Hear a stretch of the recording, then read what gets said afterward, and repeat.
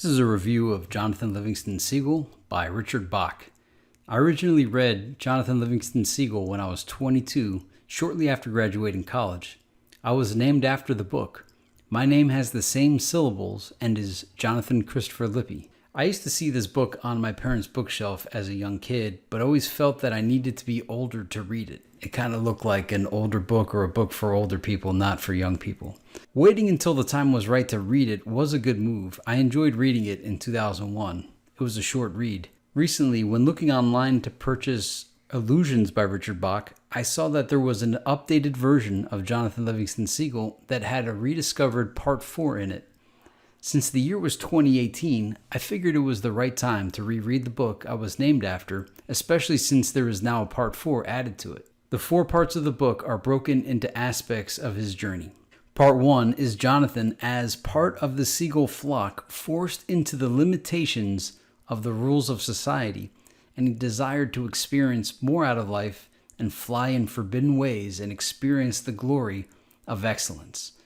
The flock outcasted him for being an individual instead of part of the collective. Part 2 is his journey as an outcast and discovering a new flock of great seagulls who all desired the pursuit of excellence and masterful flight, and their training sessions of acquiring knowledge over faith. As Jonathan learns the knowledge of the greats, of working on love, he desired to bring the knowledge back to his original flock because he was born to be an instructor.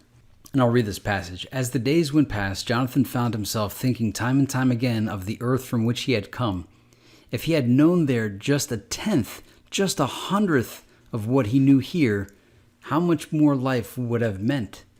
He stood on the sand and fell to wondering if there was a gull back there who might be struggling to break out of his limits, to see the meaning of flight beyond a way of travel to get a breadcrumb from a rowboat. Perhaps there might even have been one made outcast for speaking his truth in the face of the flock. And the more Jonathan practiced his kindness lessons, and the more he worked to know the nature of love, the more he wanted to go back to earth. For in spite of his lonely past, Jonathan Seagull was born to be an instructor, and his own way of demonstrating love was to give something of the truth that he had seen to a gull who asked only a chance to see truth for himself. And then Jonathan mentions to his friend Sullivan of his plans. And Sullivan told Jonathan exactly what I've been told by many people. John, you were outcast once. Why do you think that any of the gulls in your old time would listen to you now? You know the proverb, and it's true. The gull sees farthest who flies highest. Those gulls where you came from are standing on the ground squawking and fighting amongst themselves. They're 1,000 miles from heaven, and you say you want to show them heaven from where they stand? John, they can't see their own wingtips. Stay here. Help the new gulls here, the ones who are high enough to see what you have to tell them. And I've been told many times, Jonathan, why do you still speak to the farm animals? Those are the exact words. And I don't know why. And I think I do it because I feel that if the time wasn't taken to give me such a great life, if the same time that was given to me was given to others, others can also be great. And yes, I'm calling myself great. And even if I may not be great, I'm in the pursuit of greatness. And it's the flock. Like if you read Jonathan Livingston Seagull, you'll see that it's the flock that tries to prevent you from thinking that you are great because they want to keep you dependent on the group. So think that you're great, be on the pursuit of excellence. So part 3 is his return to the original flock that outcasted him with his new master birds, where they show off their skills and recruit the birds of the old flock who desired to learn the ways of the great ones and remove their limitations. And I'll read that quote again. Jonathan Seagull was born to be an instructor, and his own way of demonstrating love was to give something of the truth that he had seen to a gull who asked only a chance to see truth for himself. And this is the same passion that drives my life. Since adolescence, I've loved unlocking minds from the shackles of societal norms and status quo. Now, the rediscovered Part 4 is how over time the legend of the great ones gets tarnished and confused, and the message gets muddied, and how people confuse what was an original message with something completely incorrect. How laziness takes over, and that pursuit of excellence gets outsourced to the great ones of the past, and no longer imitated or strived for. It's like, oh yeah, those guys, the greats of the past did it, but we don't have to. We don't want to live by those same disciplines, those same principles.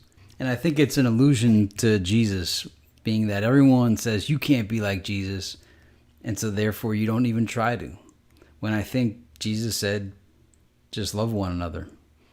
So instead of us trying to be like Jesus, we're told that we're just dirty sinners and we can't ever be great. Jonathan Seagull is the Jesus character here, and he was trying to create great ones, and I believe Jesus was trying to make people great. The message gets distorted over time. There was some mystical wisdom when Jonathan asks this other bird, how do you do that? What does it feel like? How far can you go? And the elder responded, you can go to any place and to any time that you wish to go. I've gone everywhere and every when I can think of. The goals who scorn perfection for the sake of travel go nowhere, slowly. Those who put aside travel for the sake of perfection go anywhere, instantly. Remember, Jonathan, heaven isn't a place or a time, because place and time are so very meaningless. And then Jonathan cuts him off. Can you teach me to fly like that?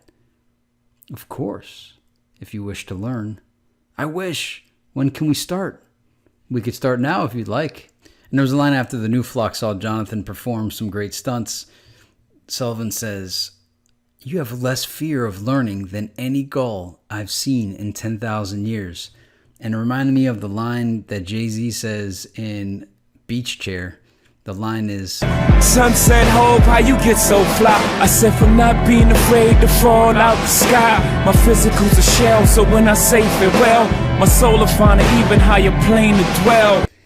And that was the message of this book. And the message my friends have given me of why do you still talk to the farm animals? And the same with Sullivan trying to convince Jonathan to stay with the new flock. I seen Snoop offer the same exact advice. Because it's called closing the gap. This is the gap when we start. This is the gap as you grow. Notice how you grow and they don't. So how do you close the gap? You got to come back down. When you come back down, you lose. So you got to keep going up. That's why closing that gap got to be them. And he tried to do it the same way I'm trying to do it, to bring others up. And Snoop says, you can't, a star isn't made, a star is born. And eventually you got to fly away or move on and ascend to higher levels. So as harsh as this sounds, if you want to become great, you can't remember the little people. You got to keep moving forward and ascension. I've put my life on pause for way too long. And so now I'm going to have to start my great ascension. I'll still be sticking around to offer little tidbits of my journey, but I've kind of came to the same conclusion Snoop Dogg came to. Now here are some of the original thoughts I had upon first creating this video.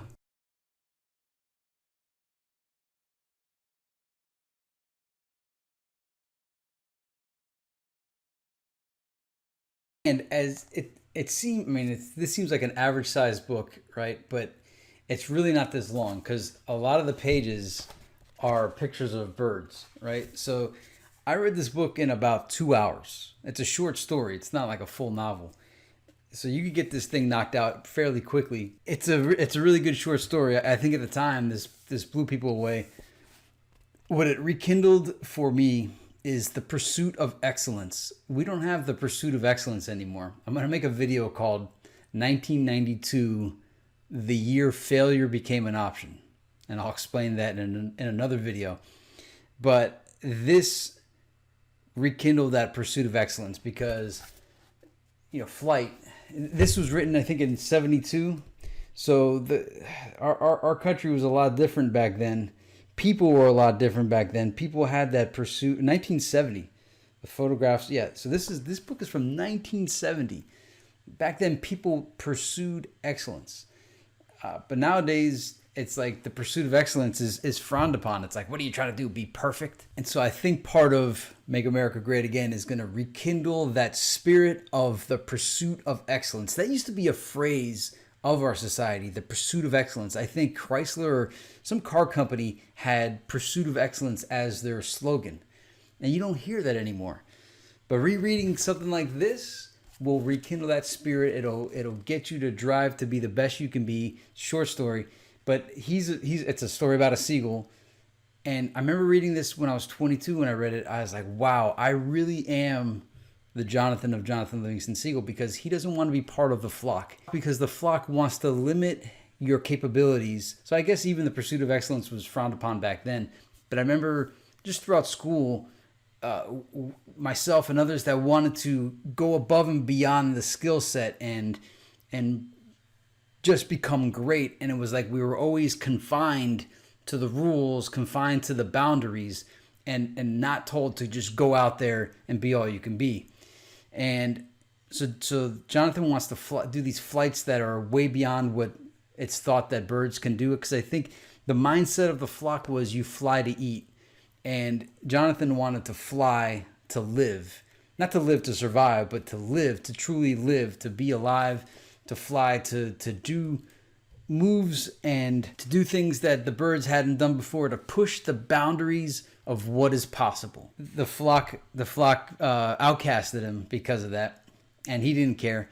And then he continued to learn his flights and then ascended to this other level, of which he met other excellent birds who also spent their lives perfecting the craft of flying. It was as if he had joined by accident the secret society of elite birds that all practiced and perfected and pursued excellence. But he always had this desire to go back to the flock to share his knowledge. So him and a few of the birds of the secret society birds go down, they show off their skills, and then they attract part of that original flock to come want to learn how to fly as such, because they demonstrated the possibilities of what birds can do when they fly, or seagulls. And so the other flock finally saw the possibility. It goes back to the saying that every time a new racing record, like sprint record, is achieved, then it gets beat again, or a swimming record, or once a record is set, then it's like it gets set again. People just need to know it's possible. And that's throughout my life. I've always, because I know there's a thing called selective exposure and other ways that limit the reality that people are allowed to know about. And so I'm always trying to show people possibilities. I always talk about possibilities of a utopia, but not the utopia that has been frowned upon so that it can't work, but show people possibilities of what you can do. Things that you're allowed to say, things you're allowed to think, things you're allowed to do. A lot of that is erased so that you never figure out how free you can be. That's another one of the themes of this book, is the freedom of just being, of flying according to your own personal rules. And it's not even a matter of rules. It's a desire to push the limits, to push the boundaries. And so I'm just like the main character in this book, in that I'm defiant, in that I want to be free. It's a defiance of freedom. It's not a defiance of authority. It's not destroying things. It's just, hey, I need to be free. I need to be me. I am me. I'm not what the flock defines I am. I define what I am, and I'm going to continue to push the limits and push the boundaries of what's possible, and then show the others what's possible. That shows, that social proof, that demonstration, that is wiped out of our present day society. But like someone like Trump, he showed what you can do, what you can say to become president. And notice the flock is so mad at him. You can't tweet that. You can't do that. And the name of his song at his inauguration dance was, "I Did It My Way." This is why I like Trump, is because of that. And if you're into the politics, you're all upset about that. This is why. It's the freedom, the expression, the doing it his way, pushing the boundaries, pushing the limits, doing the things that the flock said you're not allowed to do. And the things he did weren't bad. He just said things. Jonathan Livingston Seagull flew against the rules of the flock because he pushed the boundaries, pushed the limits of what's possible in his pursuit of excellence. Because when you're on that pursuit of excellence, that's when you really feel like you're alive.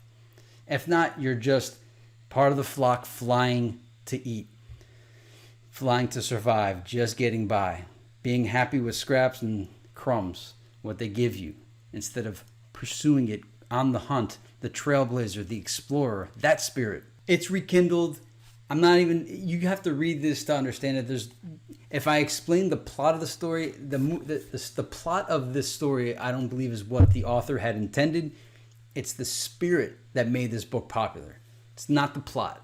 And the part 4 that's in this, it was cool. I don't know why he didn't put it in the original book, but it's kind of like how people over time, after they're given the wisdom, so like Jonathan Seagull is kind of like, after a few generations, becomes like a Jesus-like figure. Instead of people trying to emulate or imitate or go beyond what he did in his flight, they just want to learn about it and conceptually hear about it, hear the stories, the myths, and just attend like a church, give a pebble, which is like giving money. But they don't want to actually have to do the pursuit of perfection themselves. Because think about Jesus. We call him a perfect guy, a perfect man. And we worship Jesus.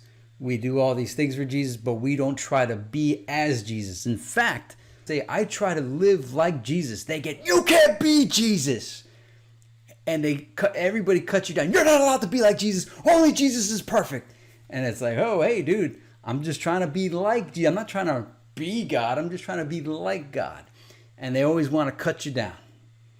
But isn't the whole point of being a Christian to be like Christ? To follow in the footsteps?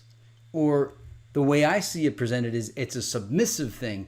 You must submit to the wrath of God instead of trying to be like. The only reason why that ever bothered me is just because I'm competitive and I don't like people trying to take what's mine. My life is mine. And when I say Jesus, I'm not part of organized religion. I'm part of the religion of Jonathan Lippe, Jonathan Christopher Lippe.